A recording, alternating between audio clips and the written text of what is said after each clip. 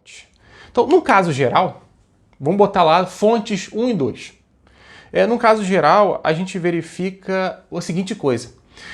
Se essas ondas forem ortogonais, por exemplo, se a onda proveniente da fonte 1 for linearmente polarizada na vertical, e se a luz proveniente da fonte 2 for linearmente polarizada na horizontal, ou seja, uma é ortogonal à outra, o que vai acontecer?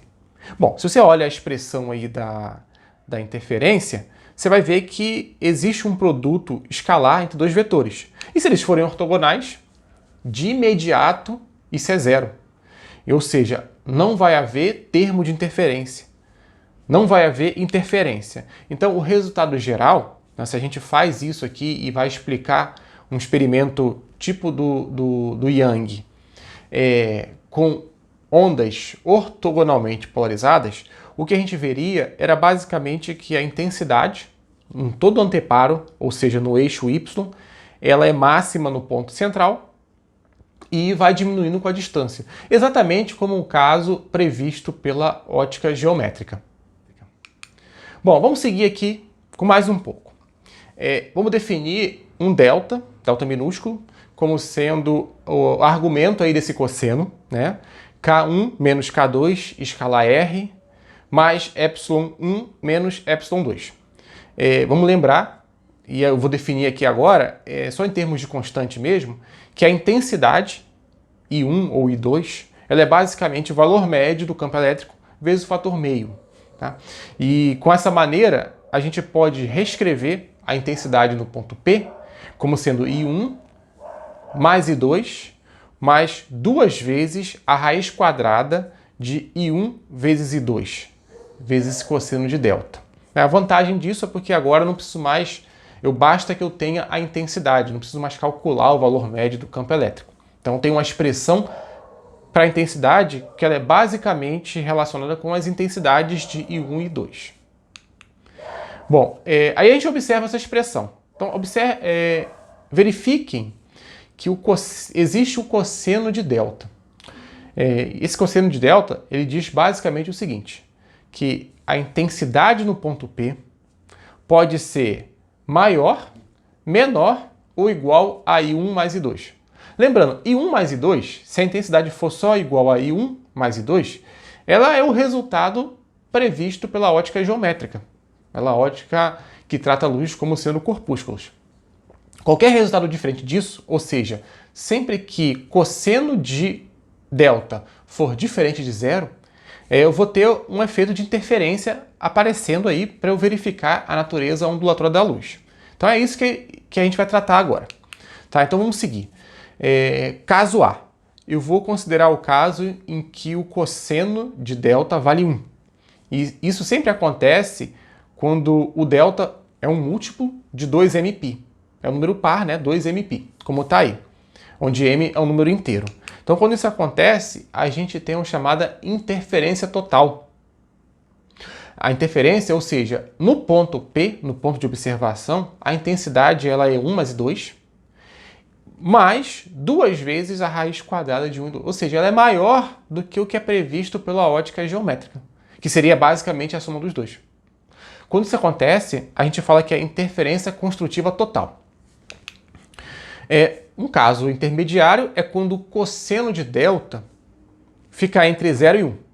E aí é basicamente interferência construtiva. A intensidade no ponto P ela é maior do que a intensidade prevista pela ótica geométrica, luz como corpúsculos, só que não é máxima. Então, e tem o caso de interferência destrutiva. O cosseno ele fica entre -1 e 0. E aí, quando isso acontece, basicamente a gente tem a chamada interferência destrutiva, e no caso limite, é quando o cosseno vale -1. Aí a gente fala que isso é interferência destrutiva e total. Seguindo aqui a nossa discussão, vamos voltar na expressão da irradiância. I igual a I1 mais I2 vezes 2 vezes a raiz de 1 vezes I2 vezes o cosseno de delta.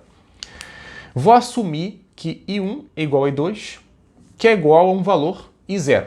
Isso é normal nos experimentos de ótica, tendo em vista que, por exemplo, tem uma fonte muito distante e no anteparo os orifícios ou as fendas, ou basicamente as aberturas, têm mais ou menos a mesma área. Como as aberturas elas representam fontes, se elas têm a mesma área, é natural que I1 seja igual a I2. Então, se você faz essa suposição, você reescreve o I, e ele fica sendo 2 vezes I0 mais 2 vezes 0 vezes cosseno de delta. Você pode fazer manipulação agora meramente algébrica, né? Isola o cosseno de delta, e aí você usa que 1 mais cosseno de delta é igual a 2 vezes cosseno ao quadrado de delta sobre 2.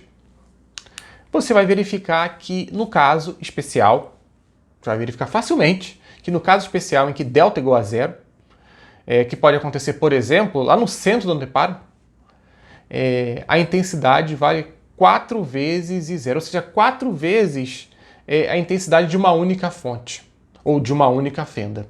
Né? De acordo com a ótica geométrica, era a soma, né? Então, de acordo com a ótica geométrica, se não houvesse a interferência, a intensidade lá no centro, no ponto O, ela seria basicamente 2I0, a soma de 1 mais I2. Mas, devido à interferência, ela é 4 vezes maior. Ou seja, essa intensidade é 4 vezes maior do que a intensidade prevista pela ótica geométrica.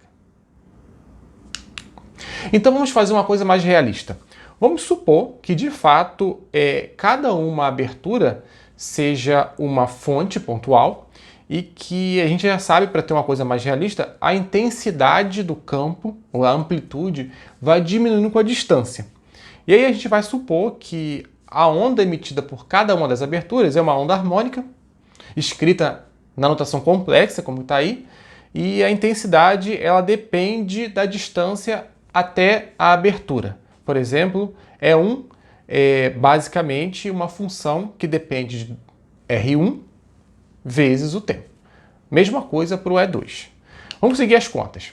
Então, basicamente eu vou considerar que a intensidade, a amplitude cai com a distância, conforme está aí, de forma que E1 é igual a E01 sobre R1 vezes o termo harmônico, que é o exponencial de I KR1 menos ômega-t mais ε1, de forma análoga para o campo A2. Então vamos fazer as contas. Numa situação típica de experimento de fenda dupla, a distância entre as fendas, ou entre os orifícios, ou entre as aberturas, elas são muito menores, ou seja, é muito menor do que os valores de R1 e R2. Ou seja, o ponto de observação lá no anteparo é muito mais distante do que a separação entre os orifícios. E quando eu faço isso, né, basicamente a gente pode substituir R1 e R2, a gente fala que ele é lentamente variável, né, nesse regime em que os orifícios estão muito próximos do outro, o R1 e R2 se misturam. Então eu vou escrever aqui para facilitar os cálculos que tanto E1 quanto E2, a amplitude deles vale a amplitude dividido por Rzão, que Rzão é basicamente a distância entre o ponto central entre as duas aberturas. Então, voltando lá à nossa definição, que a intensidade ela é basicamente o valor médio do campo elétrico dividido por 2, e a gente vai substituir isso na expressão do campo elétrico. Ou seja, eu vou escrever a expressão do campo elétrico e a amplitude já vai ficar em função da intensidade, que é uma coisa mais fácil de se obter, é o que a gente obtém num detetor, por exemplo. E aí a expressão toma essa forma que está aí. E1 é igual a R1 de t vezes a raiz quadrada de 2 vezes I, dividido por R, vezes o termo exponencial. Mesma coisa para o campo E2. Eu vou chamar essa expressão de equação A. Então, vamos lá, a equação A está aqui. E eu quero considerar lá no ponto P, é o ponto de observação.